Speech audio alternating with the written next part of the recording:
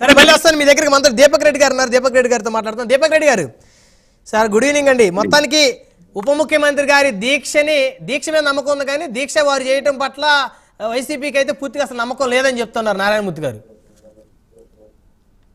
వాళ్ళని పెద్ద సీరియస్ గా తీసుకోబోలేదు. ఆ స్థాయి డిబేట్ చేయటం కూడా అవసరం లేదు. ఎందుకంటే ఆ విధంగా ఒక మంచి కార్యక్రమం చేసేటప్పుడు మాట్లాడటం అనేది కరెక్ట్ కాదు. ఇట్లా వైసీపీలో మానసిక సమస్యలు ఉండేవాళ్ళు ఇంకా చాలా మంది ఉంటారు. ఆ సోషల్ మీడియాలో ఏ విధంగా పోస్ట్ పెడుతున్నారో చూస్తే వీళ్ళందరూ మొదటి తిరుపతి కొండ ఎక్కిన తర్వాత వెనక నుంచి ఒక్క తనుదనలా లేకపోతే వీళ్ళు మారరు అని చెప్పి అసలు వాళ్ళ గురించి మాట్లాడటం కూడా వేస్ట్. ఈ రోజు లక్కీగా ఈ నారాయణమూర్తి ఫోన్ లో ఉన్నాడండి. ఇన్ కేసు లైవ్ లో వచ్చుంటే ఫస్ట్ బాల్ కి క్లీన్ వికెట్ చేసేసి ఆయన డక్అవుట్ కి ఇంటికి పంపించుండేవాడిని. ఎందుకంటే ఇన్ని రోజులు రకరకాల అబద్ధాలు మన ఈ గీ ఇష్యూ, ఈ లడ్డు ఇష్యూ వీళ్ళందరూ మాట్లాడినారు కదా. ఈ రోజు డాక్యుమెంట్స్ అన్నీ మన పార్టీ ఆఫీస్ నుంచి తిరుపతి నుంచి తిరుమల టెంపుల్ నుంచి మేము తెప్పించుకోవటం జరిగింది. ఒక 4-5 ఫ్యాక్ట్స్ నేను చెప్తాను. ఇవన్నీ డాక్యుమెంటేషన్ నాకు చేతిలో పెట్టుకొని నేను ఒక 4-5 రకాల డీటెయిల్స్ నేను చెప్పాలనుకుంటున్నాను. టెండర్ డాక్యుమెంట్ లో L1 గా వైష్ణవి డైరీస్ అనే వాళ్ళకి వచ్చిందండి. 428 రూపాయలకి వచ్చింది. వాళ్ళు టోటల్ క్వాంటిటీ ఇవ్వలేరు గనక అదే రేటుకి L2, L3 ఇస్తారు అని అంటే కూడా ఇవ్వండి అని చెప్పి దీంతో ఒప్పుకున్నారు. ఒక 35% క్వాంటిటీ అని చెప్పి. సో వీళ్ళకి అందరికి లెటర్ రాస్తే వాళ్ళు క్లియర్ గా నాట్ విల్లింగ్, ఇదిగోండి డాక్యుమెంట్ లో ఆ రేటుకి మేము సప్లై చేయలేము అని చెప్పి. ఇది ఎప్పుడు 25/11/2023.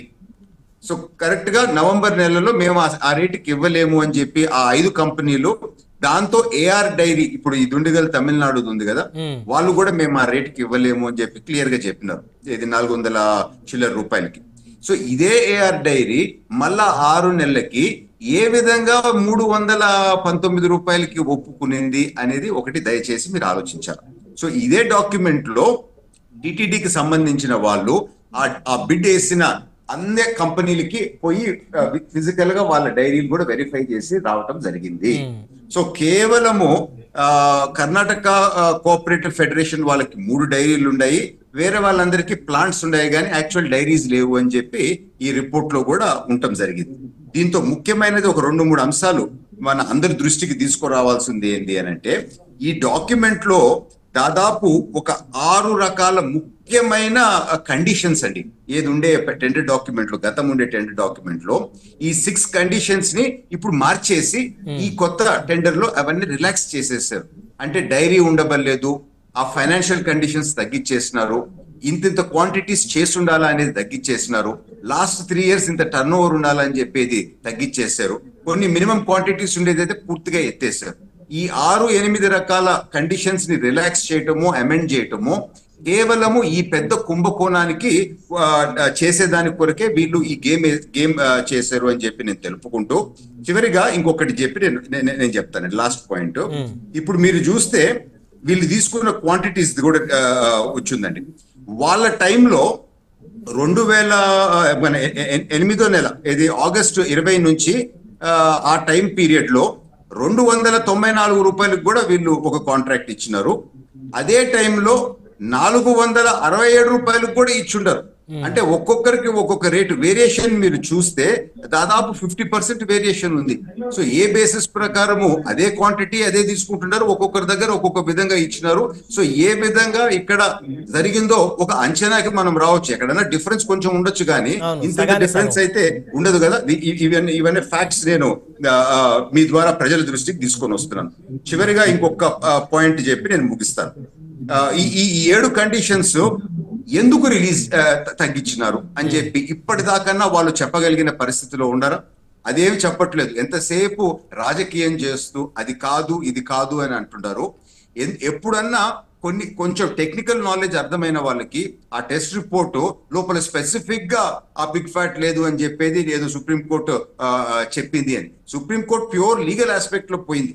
సో లీగల్ ఆస్పెక్ట్ లో వాళ్ళు ఏం చెప్పినారు?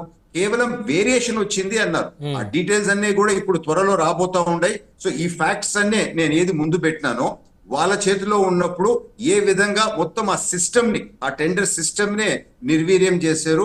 ఎవరి దగ్గర డైరీస్ ఉన్నాయో, ఎవరి దగ్గర కెపాసిటీస్ ఉన్నాయో ఆ కెపాసిటీస్ ని వాడుకోకుండా మిడిల్ మ్యాన్ ని, మధ్యలో ట్రేడర్స్ ని తీసుకొని వచ్చి ఏ విధంగా వీరు పెట్టినారో మనకు క్లియర్ గా అర్థమవుతా ఉంది.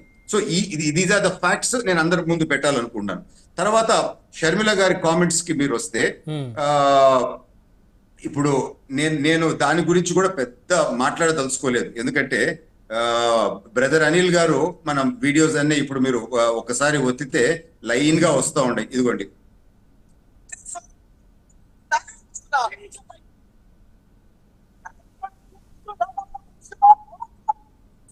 బ్రదర్ అనిల్ గారు వర్షాన్ని ఆగు అంటే వర్షం కూడా ఆగిపోయిందంట. వాళ్ళు ఎవాంజలిక్ పనులు చేసుకుంటుంటారు, వారు పోతా ఉండరు.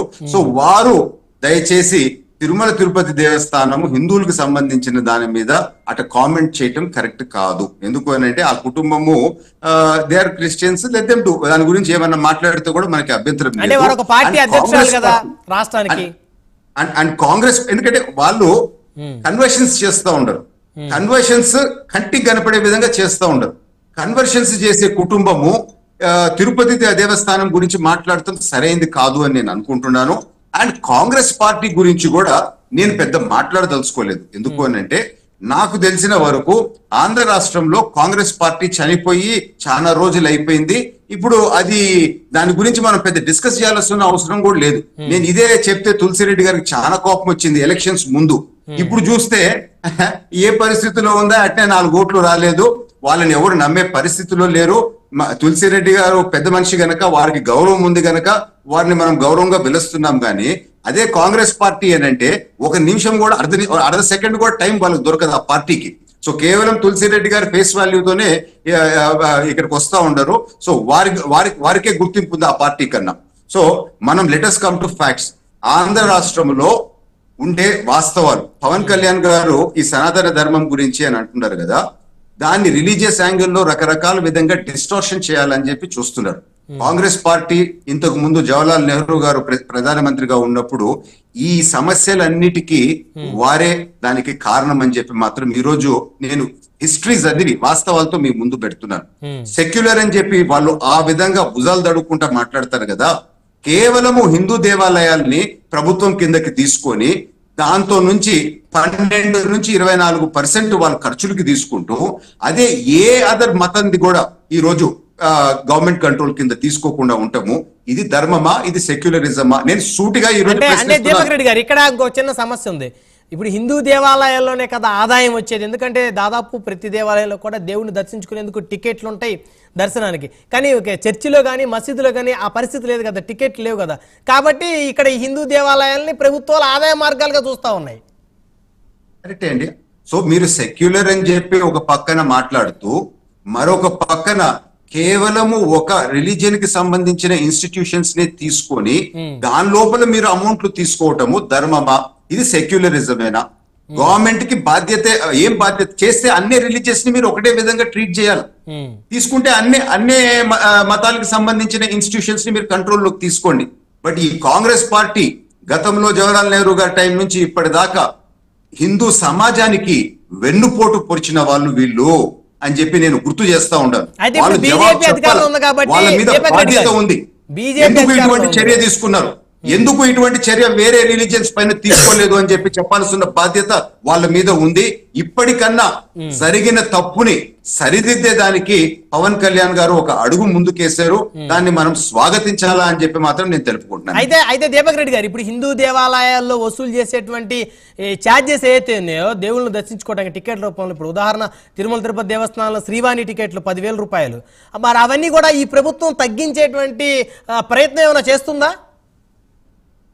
అంటే ఈ రోజు మీరు చూస్తే ఈ టెండర్ ప్రాసెస్, గతంలో జరిగిన ఇష్యూస్, సుబ్బారెడ్డి గారి వీడియో ఒకటి వచ్చింది. అదెంత 100 రూపాయల 500 చేసాయి, 2000 చేసాయి. అంటే ఎంత రెక్లెస్ గా disregard for the sentiments of the pilgrims.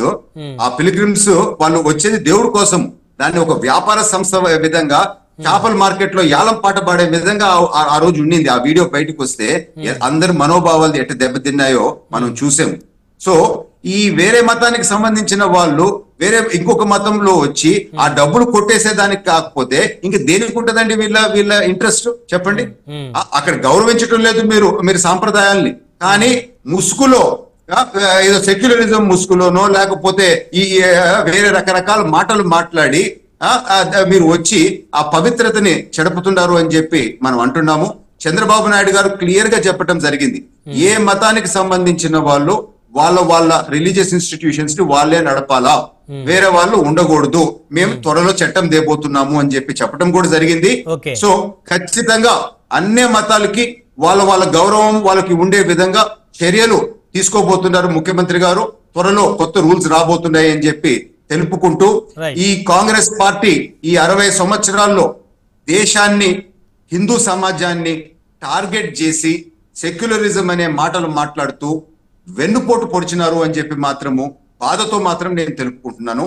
Pawan Kalyan గారు ఈ రోజు తలపెట్టినది ఒక గొప్ప ఈ చారిత్రాత్మక తప్పుని సరిదిద్దేదానికి వారు ఒక అడుగు ముందుకేస్తున్నారు. అది మన అందరం స్వాగతించాలా అని చెప్పి మాత్రం నేను తెలుపుకుంటున్నాను. తులసిరెడ్డి గారు, సో కాంగ్రెస్ పార్టీ కానీ షర్మిల